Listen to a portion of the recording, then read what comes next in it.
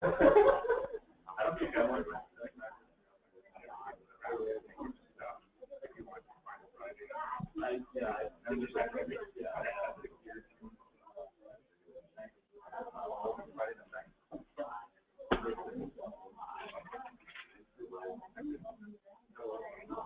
morning. So it's my pleasure to present our structural fellow this year. Of course, you guys know him already, but today he gives his grand round. Soon he will graduate. I'm not sure if we have an update. I will leave it up to him. Not yet. All right. But he had some successful interviews, which is good. Sometimes it's hard to find the right structural job because everybody wants to do it right now. But so Ganesh joined us from the Temple University, where he did his interventional cardiology fellowship. And I will just go through maybe a couple other places that he did his education at, and I apologize if my pronunciation isn't correct, right? But so I think his medical degree is from the Madurai Medical College in India. You have to tell us what the non-German pronunciation is. And then he was at Tufts for his internal medicine, and then Case Western for cardiology. And then he did an interesting interventional research hybrid at Mount Sinai in New York. And that was quite productive because you had a lot of publications and still coming publications from that time. So that's time well spent. And then Temple, as I said, so he has about 30 or so peer-reviewed publications, 2 pending this year, hopefully 1 here from us coming soon too. And now in his last 4 or 5 months of structural, and he's progressing to the point that he hopefully can be part of a program in a few months, and he will let us know where that is, hopefully. And today he's going to present a case series of interesting cases, and hopefully we can then address questions or current literature as well. So it's my pleasure to introduce Ganesh.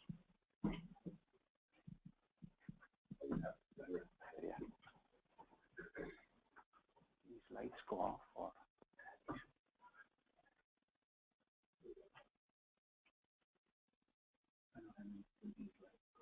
oh, yeah. The lights a little bit. You know how to do that. Do these lights go off or no? They can. Okay. Yeah.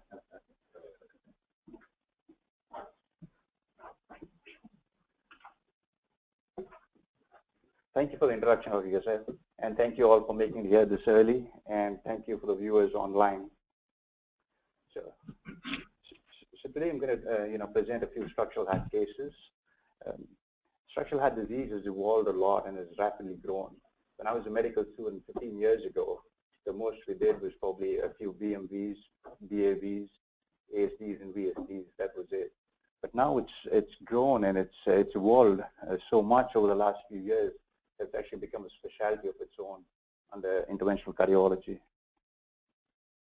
We have right now we have techniques, and we have we can actually address most pathologies that were once thought to be surgical pathologies. It's still growing, and there's a lot to it's growing rapidly right now. So let's start by giving you the main ones that we have right now are TAVR and mitral clip. I'm not going to discuss the TAVR. I'm not going to discuss TAVR or the mitral clip today. I'm going to present a few other cases, and hopefully that broadens your outlook on what we can do in the structural, what we can do in structural heart disease. So this is the first case. So this is a 28-year-old female with known congenital aortic stenosis who is currently 13 weeks pregnant and was referred to us for management of aortic stenosis. So this is the echocardiogram, and you can clearly see a doming of the aortic valve in this parasternal view, which is clearly suggestive that probably she has a bicuspid disease. The other thing you want to note when you see these patients is to look at the diameter of the aorta. Here it doesn't look that big. If she were non-pregnant, you would have to get a CT scan so as to look at the aortic size. So there's clear turbulence in the LV outflow tract, and that clearly originates at the level of the aortic valve, which is, and here you see the continuous wave Doppler across the valve, and you can see peak velocities of 4.8 meters per second, which are consistent with severe aortic stenosis. So I'm going to stop the case here and just go over pregnancy and valve disease. So valvular heart disease is an important cause of maternal and offspring morbidity and mortality, and accounts for nearly 1/4 of cardiac diseases complicating pregnancy. So its prevalence and distribution depends on the origin, of the patient's origin. So what I mean by that is, if someone came from India, most likely it might be rheumatic heart disease. But if someone is from is from here, you're probably looking at a congenital heart disease, or treated some form of treated congenital heart disease. And all women with valvular heart disease should be seen and counseled prior to conception. So what happens? So to understand valvular heart disease and pregnancy, you need to understand what happens during normal pregnancy. So normal pregnancy is associated with a 30 to 50% increase in the blood volume, which corresponds to increase of the cardiac output. So this usually begins in the first trimester and keeps and peaks by 24 weeks of pregnancy. Following that, there's a plateau. Corresponding to increase in the cardiac output, there's an increase in the heart rate.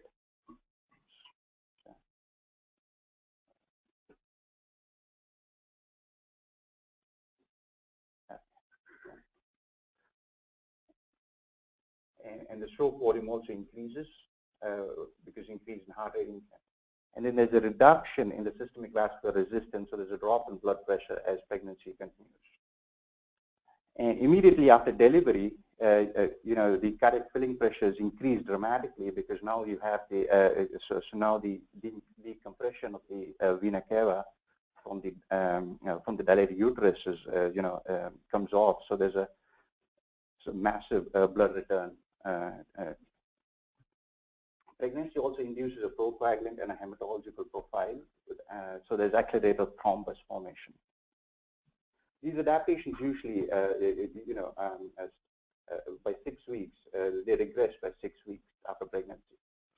So it's just a slide which sums up all that I was telling you about. So there's an increase in plasma volume, there's increase in cardiac output by 30 to 50%, there's increase in the heart rate, which isn't shown here, and then there's a drop in systemic vascular resistance. These, this is important when you understand, when you have to understand why. When you want to differentiate between stenotic lesions and regurgitant lesions. So most of the, the two peaks for the development of heart failure in patients with valvular heart disease. The first peak usually occurs at the end of the second trimester, and the second peak is immediately after, is during the delivery period.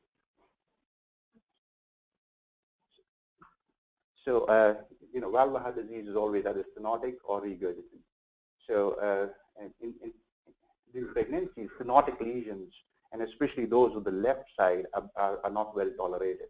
And those are the patients you want to counsel, and those are the ones, high-risk patients who need to be managed. And why is that? So the increase in cardiac output during pregnancy, which is normal, increases the transvalvular gradient and upstream pressure. Second, the fall in peripheral vascular resistance that occurs with normal pregnancy causes an increase, causes a volume expansion, which is markedly elevated in these patients with stenotic lesions, and so that also actually affects them.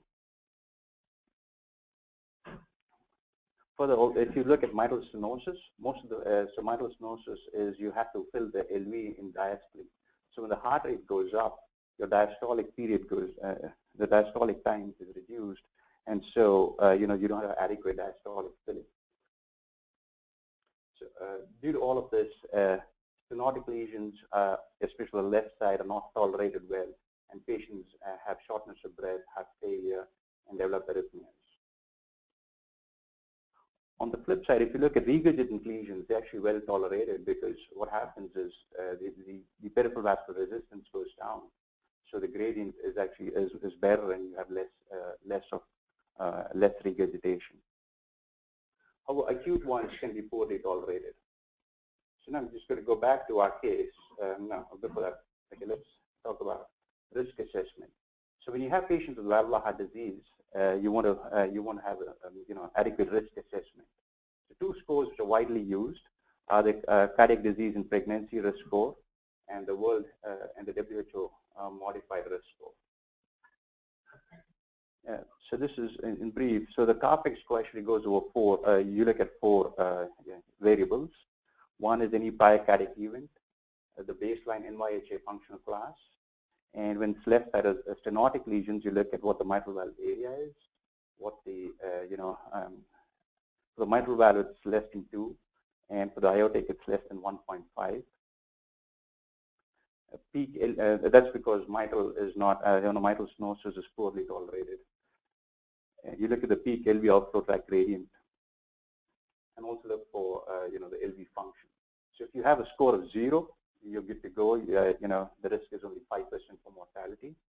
If you have 1, if you score 1, it's 27%, and if you score more than 1, it's 75% the risk of mortality. In our patient, she would probably fall under the category. In this, she would have 1 score, so her risk would be like 27%. The other one, which is more, which is more predictive of outcomes, is this WHO modified risk score. You have four risk levels. The first one is where you have no detectable increase of maternal mortality. The second is where you have a small increase. The third is where you have a significant increase. And the fourth is one where it's a prohibitive risk, or the risk is so high that you should advise against to terminate pregnancy. So the ones which would be prohibitive risk would be ones patients who have pulmonary hypertension, if they have severe mitral or severe symptomatic aortic stenosis. So our patient to start with was not symptomatic, so she would not fall under this category. She was asymptomatic, but she had a bicuspid valve. Dilation was probably not more than 50 or 45. So you could put her in this category, the WHO class 3, which is severe AS, but asymptomatic. So the way you manage these patients with severe AS and pregnancy is, if they're non-pregnant and if they're symptomatic or have severe LV dysfunction or aortic dilation, you should counsel against pregnancy and have an intervention first before proceeding. But in case you see them once they're pregnant, then it's medical therapy, and you either do diuretics, beta blockers, and treat them. And if medical therapy fails, only then you advise. You get a valvuloplasty. So back to the case. She was advised to terminate her pregnancy and have a valve surgically replaced, and then pursue pregnancy at a later point. She, however, declined termination and wanted to pursue other options. So, after multiple discussions, it was we decided to proceed with BAV. So these are the so you can see this is a pre-balloon aortic valvuloplasty. So we have the LV tracing and the aortic tracing. You can see the clear pulsus parvus et tardus configuration in the aortic tracing, and there's a clear gradient which is close to probably 80, so peak to peak gradient. So we went ahead and did a balloon aortic valvuloplasty. So here we used a 23 millimeter balloon, which the waist was 23, and it has 2 bulbs which are larger. So you try to position the waist at the level of the aortic valve. And we usually have a pacer in the right ventricle when we do that. It's a temporary pacemaker to prevent ejection of the balloon and to help us position it. So this is what we had after the first balloon inflation. So you can still you still see that. I mean, there's some reduction, but there's still a huge gradient. So we decided to do another balloon inflation. This time we went with a bigger balloon, a 26 millimeter balloon, and this is what we had at the end. So you know, if you notice something, if you all, you can look at the diastolic pressures. When we started, the diastolic was here, close to 70. After the first inflation, was down to somewhere in the 60s, and now it's down here. So, and you can see the gradient has gone down. So we are dealing with now a new problem. So so you can see that she's developed aortic regurgitation now, which is a known complication of the AV. So, okay. So this is her, you know, post-valvoplasty echo, which shows, you know, turbulence in the LV outflow tract, and this turbulence is actually, you know, it's covering the entire LVOT, which is suggestive of severe AI. And this is the TE picture of the same thing. You can see, you know, it's a wide open AI. Yeah. So following this, she was admitted to the CCU for, I think, for a couple of days. It was in transfer flow. She had some exertional shortness of breath and tachycardia, but it was otherwise stable.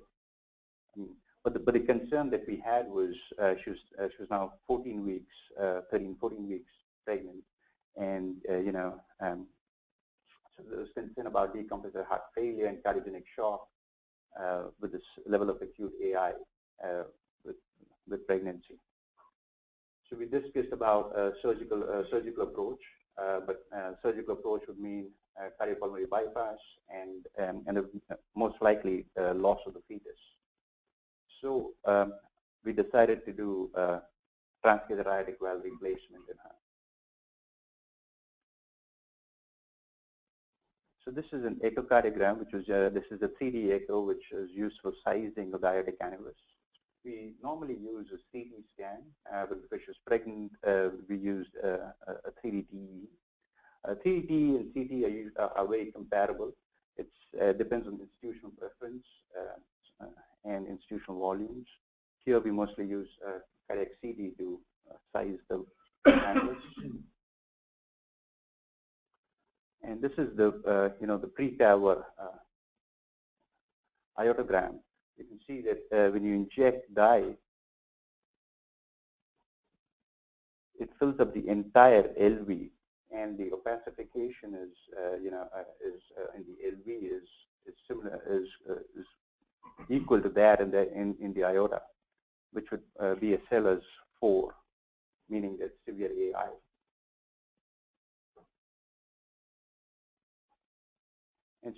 And this is implantation of the core valve. Usually you have two kinds of valves: a core valve, which is a self-expanding valve, and the other is a balloon expandable Edwards valve. In this case, we decided to go with a core with the self-expanding valve. And this is a final result. And you can see now she has no AI. All the blood flow is forward and not backwards. I mean, she had induction of labor at 38 weeks. I think she had a cesarean section and had a healthy baby boy after that. We did have discussions with her regarding, you know, fall off and regarding mechanical aortic valve replacement in the future. So, just go with this briefly. Say, so now when you encounter patients with aortic stenosis before pregnancy or you know, in the childbearing age, and if it's severe and symptomatic, if they need indications for intervention, the best intervention would be to do a Ross procedure. The Ross procedure is one where you take the pulmonary valve and you know, you switch it and you take it to the aortic position and put in a pulmonary homograft. If not, if you don't have expertise for that, or if it's not, you know, if you can't do it in our center, they say the best, the next alternative would be to try the patient on Coumadin. and see if you can, if you can have that INR anywhere between, I would say 1.5 to 2.5, or more like 2 to 2.5. The reason they want you to do this trial is because of this magic number of 5 milligrams. It's been shown that if the warfarin, as long as your coumadin dosage is less than 5 milligrams, the fetus is not affected during pregnancy, and you can safely give these patients coumadin. So you could try that, and if that doesn't work, then you have, and if the patient doesn't wish to have a child, you can go ahead with mechanical AVR. If the patient wishes to have a child, then you have to have discussions about, the risk of tissue AVR or mechanical AVR. I'm going to skip these. So this was, I came across this. This is a paper published in 2016, and it goes over the risk of pregnancy in moderate and severe aortic stenosis. This was a registry study where they actually looked at 96 patients, 34 of them with severe AS, and the rest of them had moderate AS. And they observed that no deaths were observed during pregnancy and in the first week after delivery in all these patients.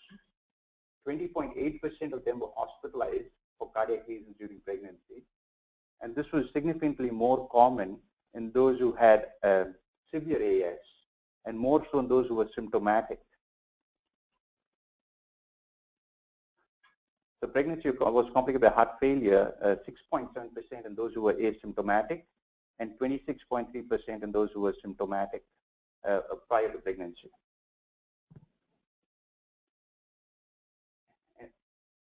But all of these patients were managed medically, and none of them needed any intervention. That's all.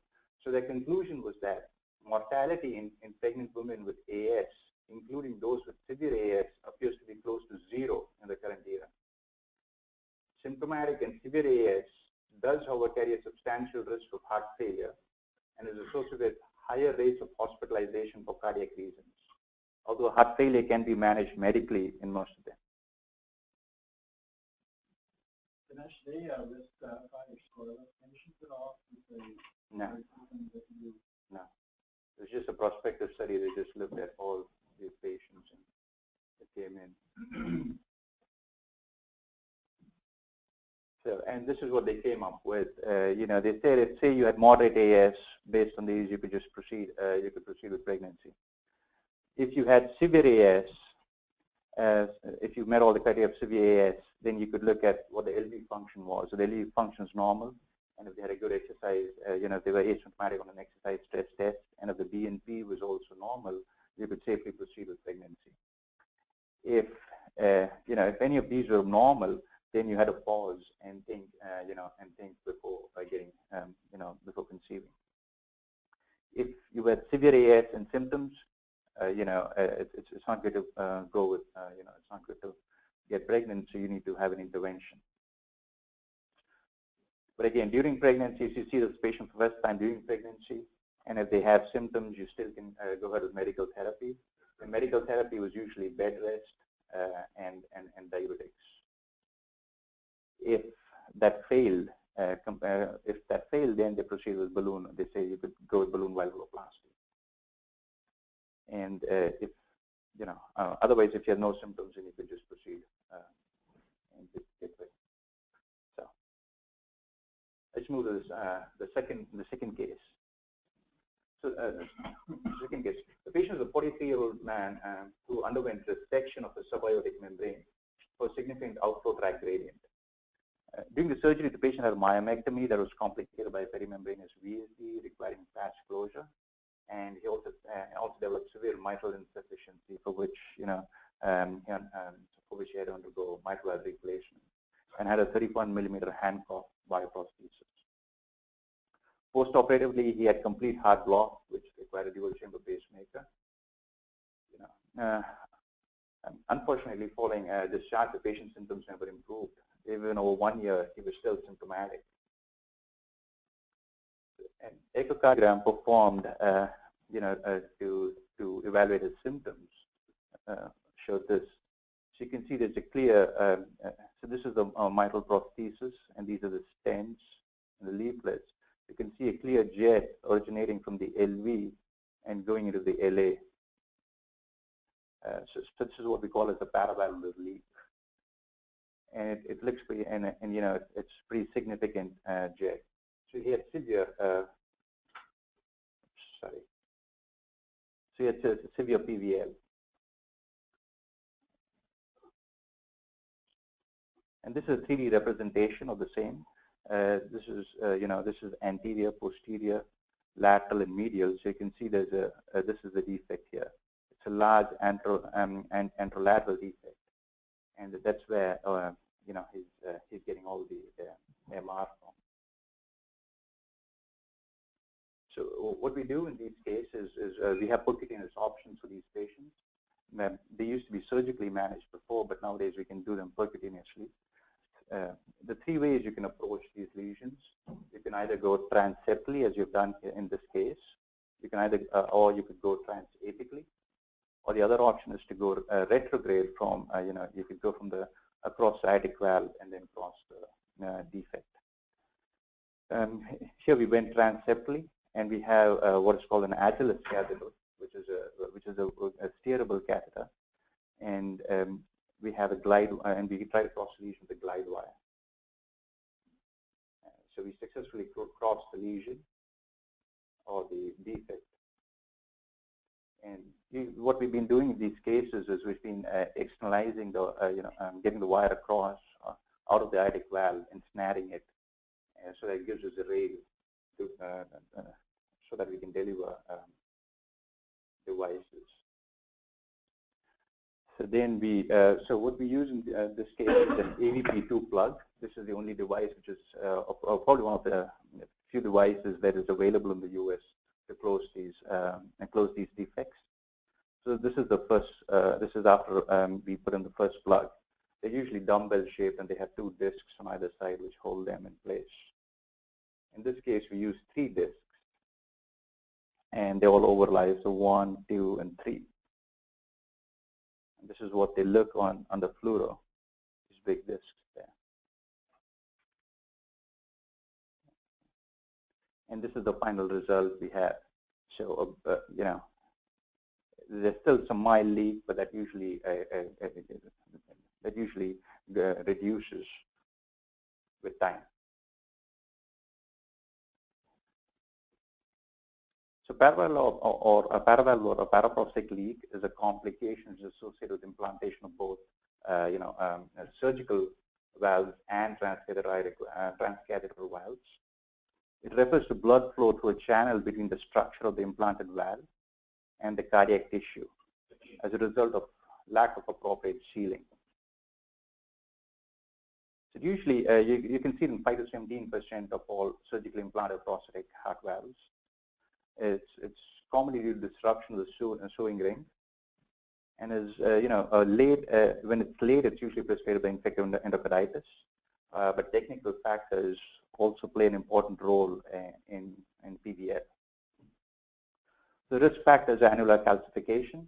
So if there's a lot of PVL is more common when you have a lot of calcification, because you know, you're unable to remove all of the calcium when you implant the valve.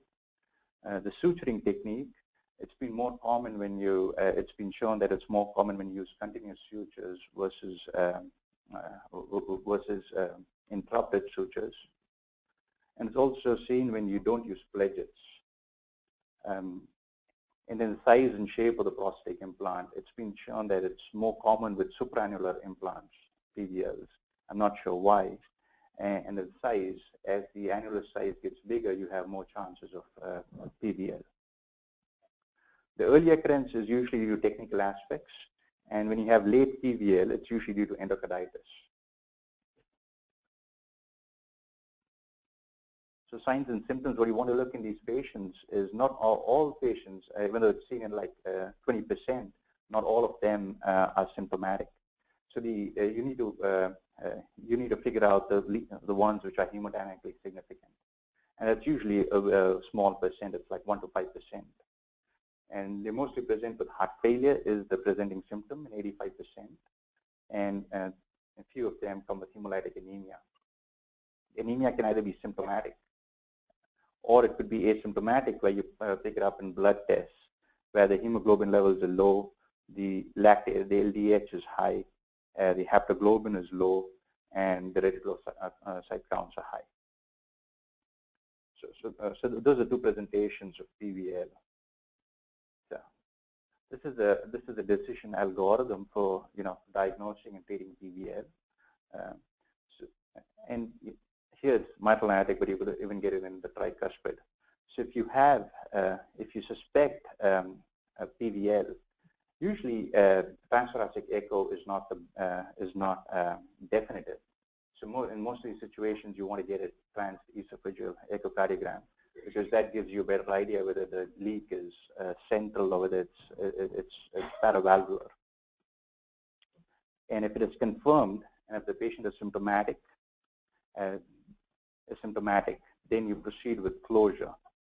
And PVL closure nowadays is mostly done percutaneously. Very rarely do we send these patients for surgical closure. The other, if you have significant hemolytic anemia, you would then proceed with PVL closure. If there are no symptoms and if there's no anemia, you can manage these patients medically. And this is the device that we use for the closure. It's called a AVP2 device. There's actually AVP 1, 2, 3, and even 4. Right now, we don't have any dedicated devices for this closure. A few of them are in trials in Europe. This is a forest plot showing you it's just showing you this is a mortality. So if you had a successful PVL closure versus a failed PVL closure, if you successfully close it, there's a significant mortality reduction. This is shown by the forest plot here. And same way, if you have a successful closure versus a failed closure, there's an improvement in functional class of the patients who have a successful closure. Similarly, repeat surgery, this is successful versus failed PVL. So there's a reduction in need for further surgeries if you have successful PVL closure. So there is a benefit of closing these paravalvular leaks. This is another paper, and this is from Dr. Swaraja. So this paper, this actually tells you about this first one actually tells you that this PVL closure is not a simple technique. It's there's some amount of you need some amount of experience for that. The first 50 cases you usually have the MACE rates are high, or the adverse cardiac events after these procedures are high. But usually the sweet spot seems to be somewhere around 100. So once you've done like 100 procedures, you see there's a drop in the failure rates as well as in the adverse cardiac event rates after closure.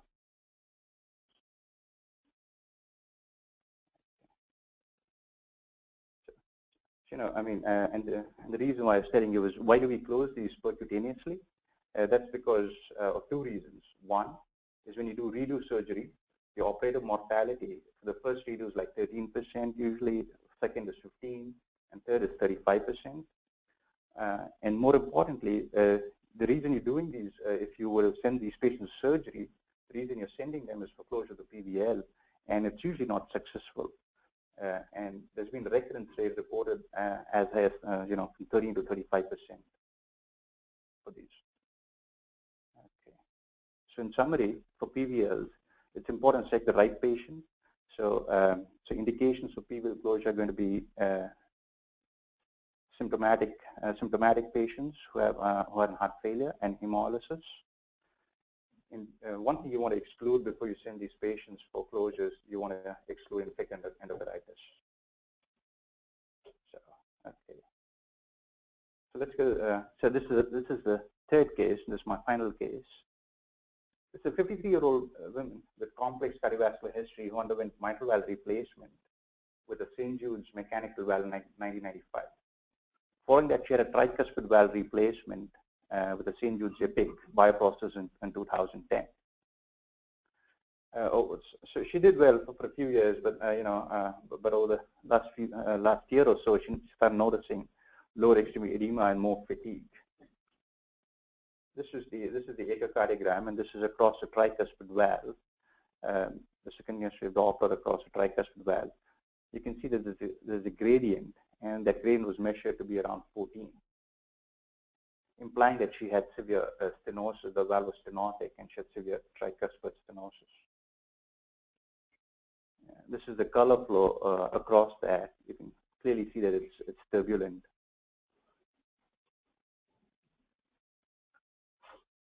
So she was a symptomatic lady who had a bioprosthetic valve which was degenerated and had severe tricuspid stenosis. So what we did in this case was we went ahead and implanted a TAVR valve. So this is an option that we have nowadays, where you don't have to send the patient for redo surgery, but you can go ahead and implant a new TAVR valve. This is called a valve-in-valve procedure. You can also do it in patients who have just a tricuspid ring. We call it as a valve-in-ring procedure.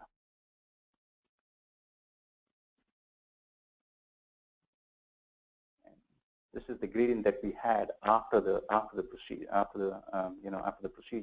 You can see that we effectively reduced the gradient. This is probably post-op day 1. The gradient is reduced by 50%, which was like 14, and it's now 7. And I think most of this early gradient that you see is because of the volume, and should get better over with time.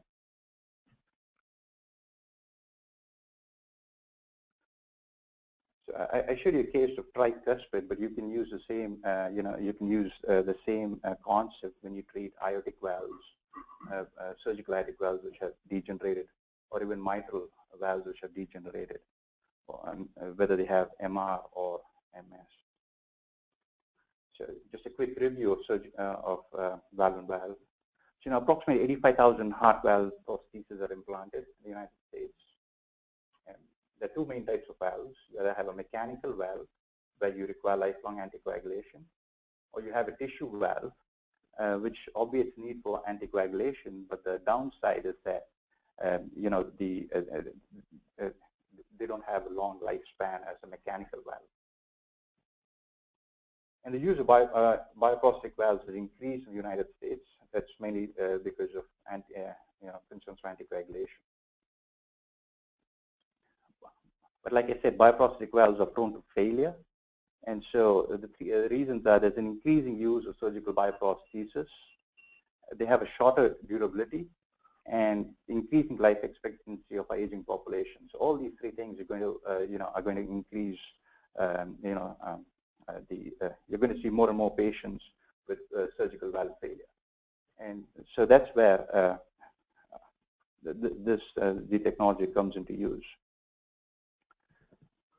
So the mechanism of failure can either be stenosis or regurgitation.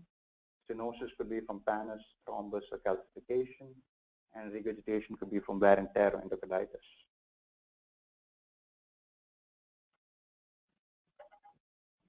So this is just showing you again, like, most for aortic and mitral bioprosthesis, at 10 years, nearly 20–30% of them fail.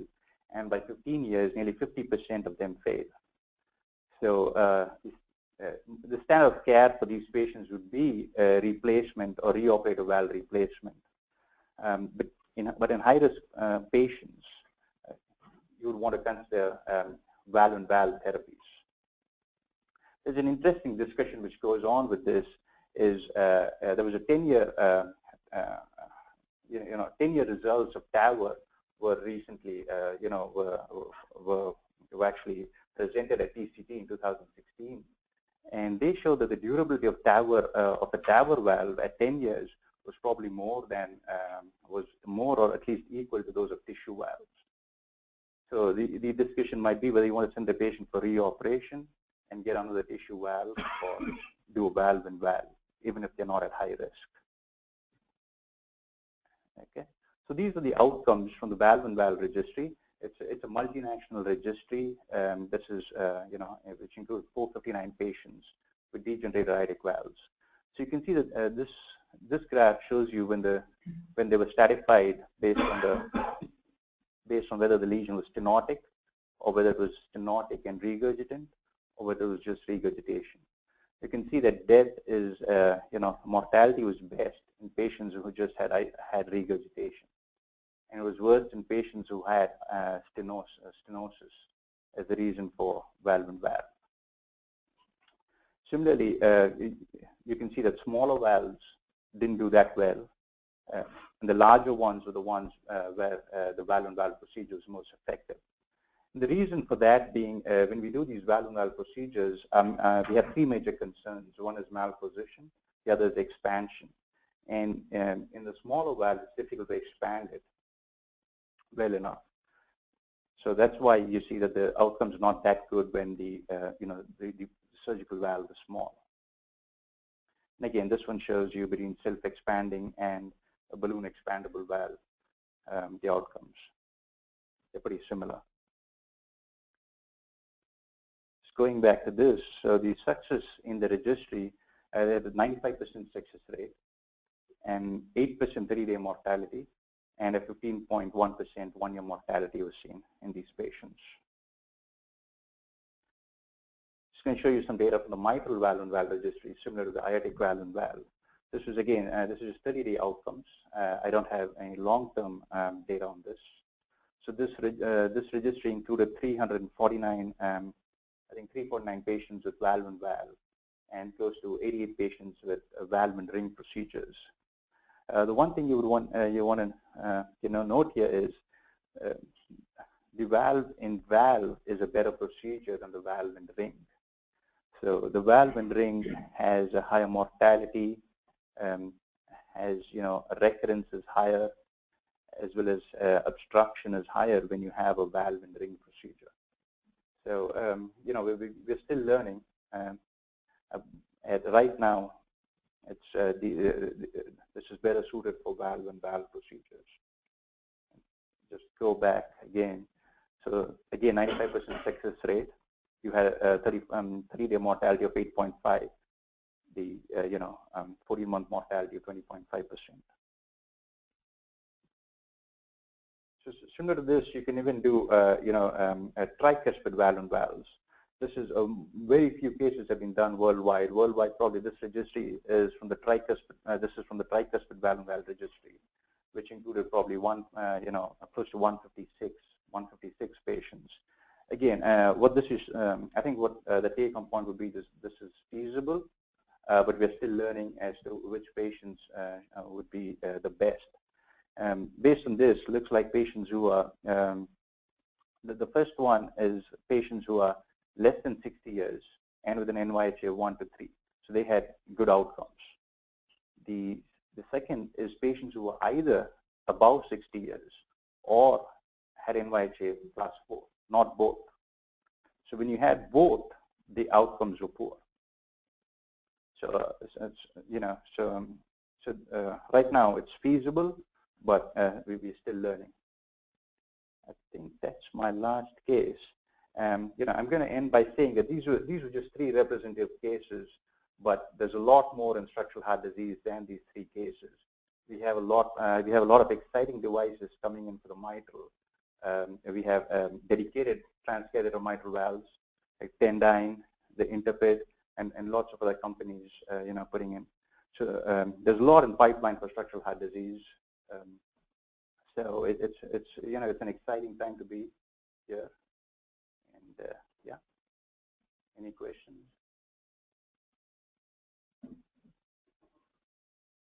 Thanks very much, Ganesh, for a very nice, comprehensive, case-based review of the valve program. One of the questions I'll just open up with is, you showed a slide regarding how there are more prosthetic valves being put in, just coincidentally when we have a therapy for them in the future. Do you think that the paradigm for, or the threshold for putting prosthetic valves in younger people now is ready for change, or is that still a bit off? In other words, we have a procedure where we can surgically implant a valve and avoid anticoagulation. We can offer them 10 years on the line. Valve. Should we be thinking that way? Yeah, that's a good thought. The concern would be we know this valve-in-valve procedures work for the first time, but we don't have data on long-term durability. So the young patients, you might and no one knows how many valves you can put in. Like if you could do a second valve-in-valve procedure or a third valve-in-valve procedure. So so right now, I still think that if you can. I think surgery would be better in younger patients who have a lifetime expectancy of more than like 20 years or 30 years. I don't know if you have any surgeons in the audience. Paul, did you have any? I think that's another something else. For patients who need surgery, the current practice is 80% and the trend's only getting higher. So whether or not it's going to participate, possibilities down and down, or if it's based on but regardless, the best valve out there, the viral-free surgery standard is still only 50%. So I still strongly encourage people to get that valve. But there's just those patients out there that have a lot of lifestyle issues that really want the hard session, but again, a lot of them still choose to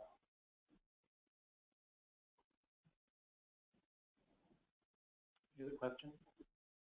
Paul, have you reached that? It's like a tissue valve if you're more than 65 and mechanical less than 65. With the valves that you've seen, are you resetting your age for what is the threshold? Yeah, so that's a good question. So, the current guidelines are anybody over 70 is pretty clearly recommended to choose. Under 65 is generally in mechanical. 65 to 70 is wash. So that's what I tend to go by. Because I think the best data out there is that patients that are under 60 or under 65 really just don't do well with tissue balance. It just doesn't have. We had a lady, a younger lady, in the young 20s, required 2,000, she wanted to get pregnant. It lasted 3 years. And I told her, well, you should have all your babies after you it wasn't good enough. And so, I think I'm doing well. I'm not trying to minimize the comments, but I'm just saying that in a young person, you really have to do things about this. Because, it is true, you can't get it to 2,000. If you get 8 to 10 years, you get 1,000 pounds, you get 8 to 10 years. That's at 20 years to avoid it beyond, but I still am not sure what. Ganesh, that was a really nice comment. So you had a nice case of bicuspid aortic valve in a young woman who got converted to pure AI and got a TAVR. So that's kind of one of the newer thresholds or new frontiers, for percutaneous valve. And can you comment then on the bicuspid valve, both for stenosis, how that's panning out for TAVR valves as well as pure aortic insufficiency?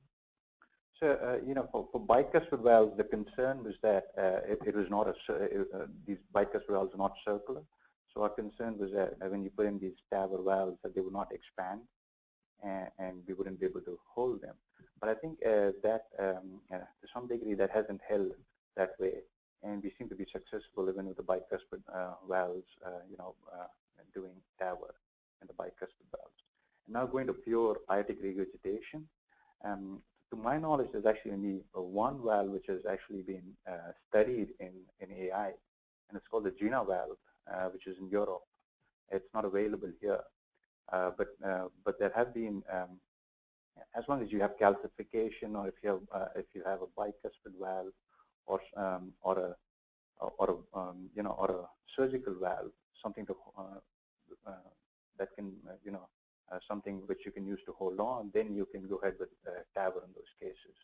But for pure AI, with say for someone young with pure AI and who has none of these, I think I would pause before doing TAVR. pretty exciting. Yeah. It's interesting. I look back at the very first TAVR case in 2002 in circulation by Crevier, and just reading the paper is remarkable because he went up on the femoral line, yeah, went transductal, and then went up and then past antegrade to the aortic valve. It was a bicuspid valve patient. So the very first TAVR was bicuspid. Yeah. And the valve did well until the patient died. Exactly. So it's kind of interesting that it started there and now we're coming back. Coming back to it, yeah.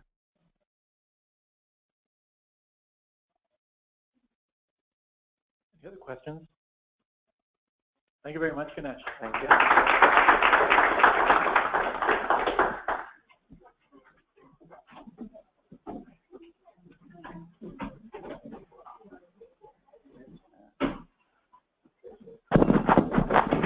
Thanks, man. Thanks.